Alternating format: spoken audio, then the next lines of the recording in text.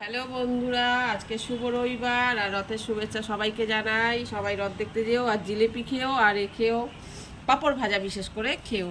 তা দেখো আজকে আমি কী কী রান্না করব। দেখো রোববার হলে না একটু রান্নাটা না অন্যরকম হয়ে যায়। তা করবো আজকে পাট শাকের ঝোল, একটু উচ্ছে ভাজা করব, এটা রসুনের খোসা। আর এখানে পেঁয়াজ কেটেছি, টমেটো, আদা, ক্যাপসিকাম, রসুন সব কেটে নিয়েছি। এখানেও খানিকটা পেঁয়াজ কাটা আছে, দেখো ডুমো ডুমো করে।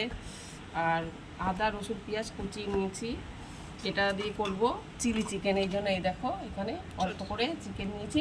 এটা মেয়ে করবে আজকে, মেয়ে ট্রাই করবে, আর আমি করব চিকেন কষা।